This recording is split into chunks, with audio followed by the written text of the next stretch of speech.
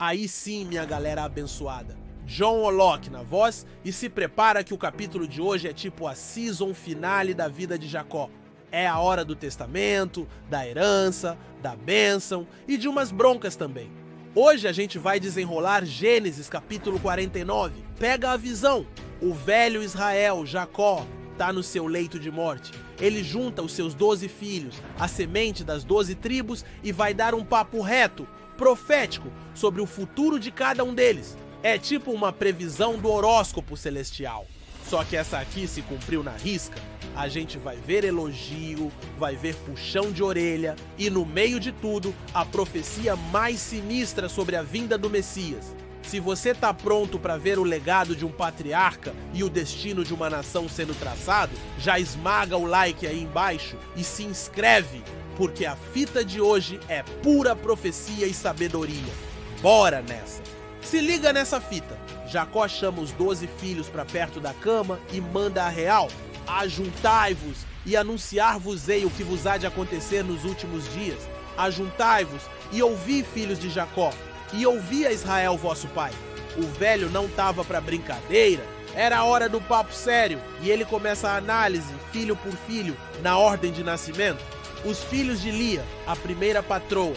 Ruben, o primogênito instável. Ele começa com o mais velho: Ruben, tu és meu primogênito, minha força, a excelência da dignidade e a excelência do poder. Parecia que ia vir um elogio, né? Que nada! Aí vem a bronca. Impetuoso como a água, não terás excelência, porquanto subiste ao leito de teu pai? Pá! Jacó não esqueceu da mancada que o Ruben deu lá em Gênesis 35, quando se deitou com a Bila, concubina do pai. Por causa da sua falta de controle, da sua instabilidade, ele perdeu o direito da primogenitura.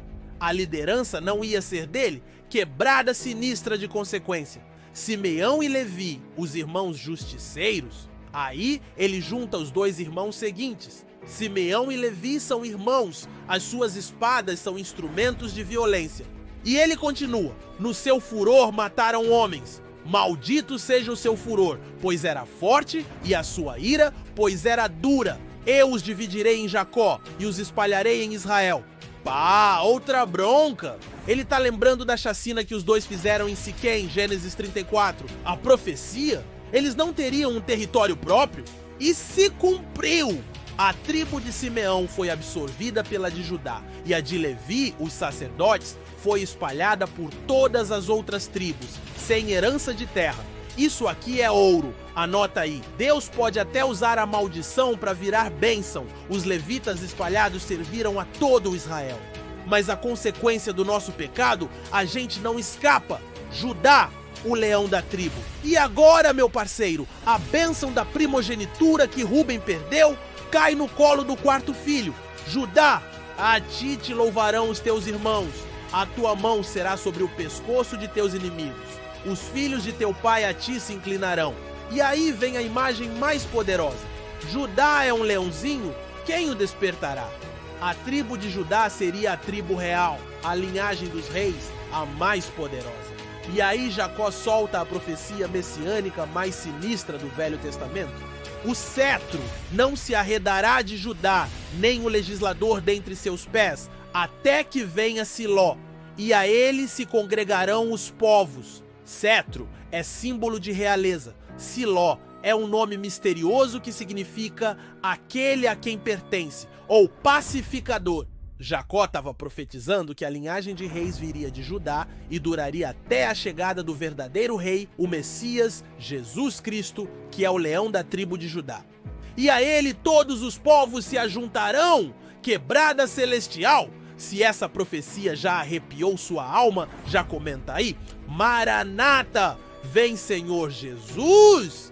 Zebulon e Issacar, para Zebulon, ele profetiza uma vida ligada ao mar, ao comércio. Para Issacar, ele fala de um jumento de fortes ossos, uma tribo trabalhadora que se sujeitaria a cargas pesadas em troca de uma boa terra. Os filhos das servas, Bila e Zilpa. Dan julgará o seu povo, será serpente junto ao caminho, uma tribo que traria justiça, mas também perigo e astúcia. Sansão veio dessa tribo. Gade, uma tropa o acometerá, mas ele a acometerá por fim. Uma tribo guerreira que viveria na fronteira, sempre em batalha, mas que seria vitoriosa no final. Aser, o seu pão será gordo e ele dará delícias reais. Uma tribo que viveria numa terra fértil e próspera. Naftali é uma gazela solta, ele dá palavras formosas. Uma tribo ágil, livre e talvez conhecida por sua poesia ou eloquência. Os filhos de Raquel, a esposa amada. José, o ramo frutífero. E agora ele chega no seu filho favorito. A bênção para José é a mais longa e mais cheia de poesia. José é um ramo frutífero, junto à fonte. Seus ramos correm sobre o muro. Mesmo cercado, ele cresce e dá fruto. Ele fala do sofrimento de José. Os flecheiros lhe deram amargura e o flecharam e odiaram. Mas a força dele veio de Deus. O seu arco, porém, permaneceu firme pelas mãos do valente de Jacó, e a bênção é de prosperidade total. Bênçãos dos céus, do abismo, dos seios e da madre. Uma bênção que excedeu a dos seus pais. Era a recompensa por toda a sua fidelidade. Benjamim, o lobo predador. E pro caçula, o filho da sua dor que virou alegria. Benjamim é lobo que despedaça, pela manhã comerá a presa, e à tarde repartirá o despojo. Uma profecia sobre uma tribo ferozmente guerreira. O apóstolo Paulo, o lobo que perseguia a igreja e depois se tornou o maior dos missionários, veio dessa tribo. O último pedido e o fim da jornada. Depois de abençoar cada um dos seus filhos, Jacó dá a sua última ordem, o seu último desejo. Serei congregado ao meu povo, sepultai-me com meus pais na cova que está no campo de Efron, o Eteu. Ali sepultaram a Abraão e a Sara sua mulher. Ali sepultaram a Isaac e a Rebeca sua mulher. E ali eu sepultei a Lia. Mesmo depois de 17 anos no luxo do Egito, o coração dele estava em Canaã, na terra prometida, no túmulo da sua família. Ele queria ser enterrado na terra da aliança. E a Bíblia termina de forma simples e poderosa.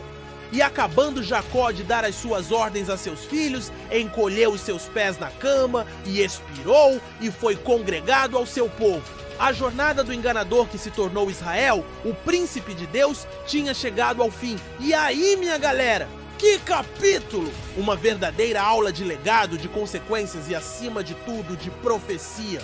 Jacó, no seu leito de morte, enxergou séculos à frente e nos deu a pista mais clara em Gênesis sobre a vinda do leão da tribo de Judá, nosso Salvador. Agora quero ouvir o seu papo reto. O que a história de Rúben, que perdeu a bênção por uma mancada, te ensina sobre as consequências do pecado? E a profecia sobre Judá e a vinda de Jesus te dá uma noção do tamanho do plano de Deus? Solta o verbo nos comentários. E se você tá curtindo essa saga e quer ver o funeral de Faraó que o José preparou pro seu pai, já sabe, né? Dá aquela moral monstra. Curte, se inscreve e ativa o sininho. Tamo junto. Paz!